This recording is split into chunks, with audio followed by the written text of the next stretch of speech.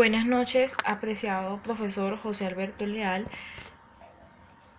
En esta oportunidad le habla la estudiante Dalila Gaspari, cursante de la asignatura de Derecho Inquilinario, y en esta oportunidad cumpliendo con la actividad asignada para los alumnos 100% Saya sobre el examen, estaré hablando sobre la prórroga legal, el contrato de arrendamiento para uso comercial, la terminación de la relación arrendaticia en materia de uso comercial. Bueno, ¿qué es la prórroga legal? Este es el beneficio acordado que da el legislador al arrendatario por un tiempo determinado, con la finalidad de que al vencerse el mismo contrato continúe ocupando como tal el dicho inmueble. Esto está regulado por la Ley de Arrendamiento Inmobiliario en su artículo 38, donde establece que en los contratos de arrendamiento que tengan por objeto alguno de los inmuebles indicados en el artículo 1 del decreto ley, celebrados a tiempo determinado, llegando el día del vencimiento del plazo estipulado, este se prorrogará obligatoriamente para el arrendador, postergativamente para el arrendatario, de acuerdo con las siguientes reglas. Primero, establece que cuando la relación arrendaticia haya tenido una duración hasta de 1 año o menos, se prorrogará por un lapso máximo de 6 meses. Cuando la relación arrendaticia haya tenido una duración mayor de 1 año y menor de 5 años, se prorrogará por un lapso máximo de 1 año. Cuando la relación arrendaticia haya tenido una duración de 5 años. Cuando la relación arrendaticia haya tenido una duración de 10 años o más, se prorrogará por un lapso máximo de 3 años. La preferencia ofertiva. Esta se define como, es decir, cómo es el derecho que tiene el arrendatario para que se le ofrezca en venta, en primer lugar y con preferencia a cualquier tercero, el inmueble que ocupa en tal condición del arrendatario. Solo será acreedor de la preferencia ofertiva el arrendatario que tenga más de 2 años como tal. Es decir, que tiene que tener 2 años arrendando el inmueble, siempre que se encuentre solvente en el pago de los cánones de arrendamiento. Ahora bien, el retracto legal arrendaticio, ¿en qué consiste? Bueno, está establecido en la Ley de Arrendamiento Inmobiliario en su artículo 43, donde define cómo, es decir, ese es el derecho que tiene el arrendatario de subrogarse de las mismas condiciones estipuladas en el instrumento traslativo de la propiedad, en el lugar de que quien adquiere el inmueble arrendado por cualquier acto que comporte la transmisión de derechos de propiedad. La tácita de reconducción. ¿Cuál es el concepto? ¿Cuál es su definición? Esta es la continuación, es decir, la renovación. Es decir, su renovación es la renovación del contrato de arrendamiento, es decir, cuando sean arrendamientos rústicos o urbanos, por el hecho de permanecer el arrendatario en el uso y goce de la cosa arrendada, después de vencer el término pactado del arriendo, es decir, una renovación operada en un contrato mediano en el consentimiento tácito de las partes contratantes, lo cual puede interpretarse a través de ciertos hechos o actitudes asumidas por las cuales se manifiesta la voluntad de los contratantes. ¿Cuáles son los requisitos de procedencia? Bueno, es decir, tiene que haber la existencia de un contrato de arrendamiento a tiempo determinado.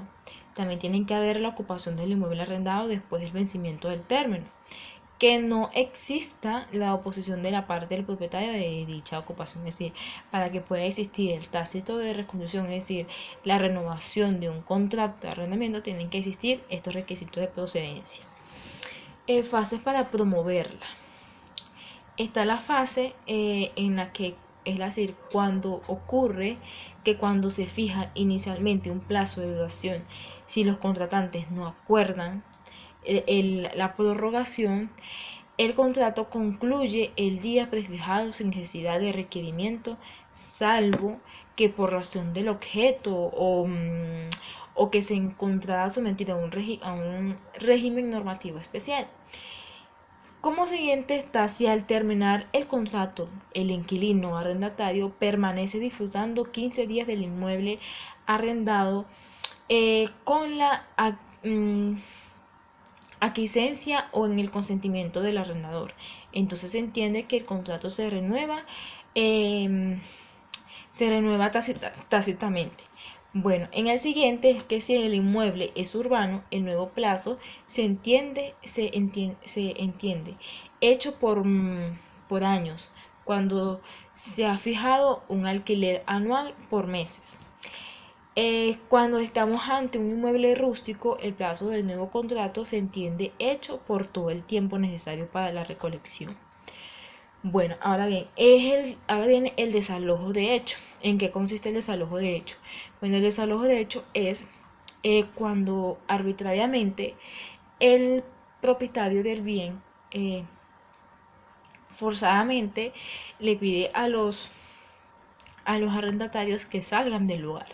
Entonces te está infringiendo, es decir, en el Código Penal del 2006, donde tienen que pagar esta infracción por unidades tributarias según 1000 unidades tributarias.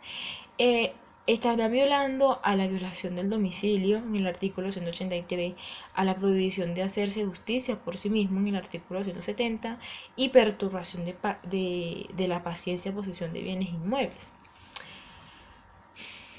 Para que no sea una infracción, deben de hacer una notificación de desalojo, en cual consiste en recibir una notificación de desalojo, pero esto no quiere decir que estos se van a mudar, no.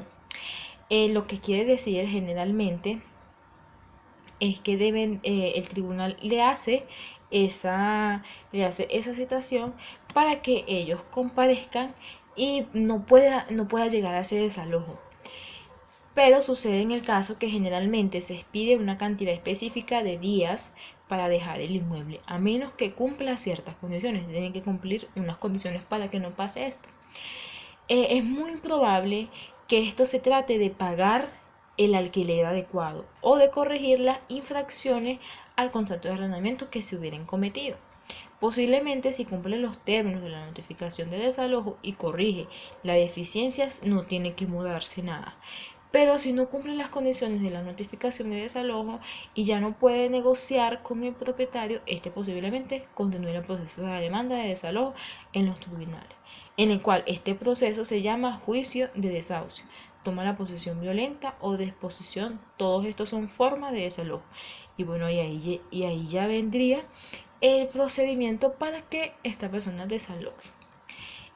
Las sanciones que debe impondrá el Tsunami por la infracción que hayan cometido. Bueno, la Superintendencia Nacional Tsunami impondrá las sanciones de la Ley de Arrendamiento Inmobiliario en estas siguientes formas: multas que van desde 400 unidades tributarias de acuerdo a las diferentes infracciones que hayan cometido, entre las cuales tienen viviendas inadecuadas, cobrar por mostrar la casa, que falten datos de registro, cobros indebidos por subarrendar o traspasar.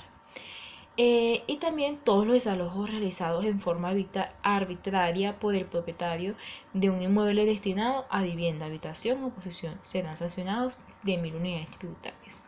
Expropiación del inmueble a los propietarios arrendados. En los casos de una residencia se aplicará los infractores de la doble multa. Si el infractor reincide por tercera vez en la falta y este fuera propietario de más de 5 inmuebles que sean destinados al alquiler de vivienda, el Tsunami dará inicio a la expropiación del inmueble. Ahora bien, vamos a hablar sobre el contrato de arrendamiento para uso comercial.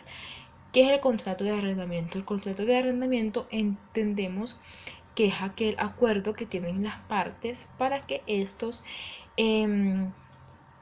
concilien y lleguen a un negocio, en la cual el arrendatario debe pagar mensualmente lo que el arrendador le haya estipulado.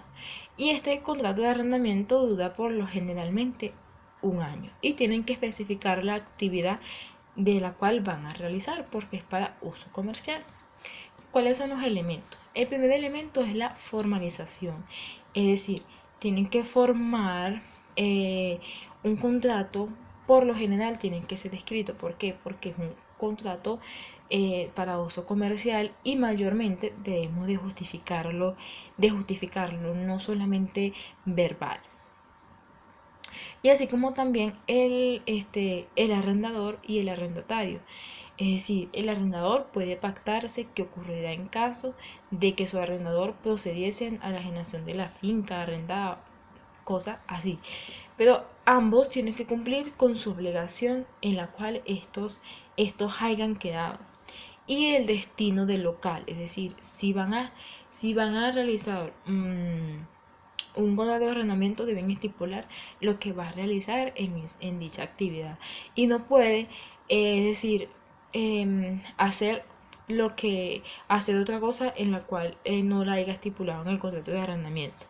Y la renta, la cantidad que pagará el arrendatario será que libremente pacten las partes sin que exista ninguna condición legal.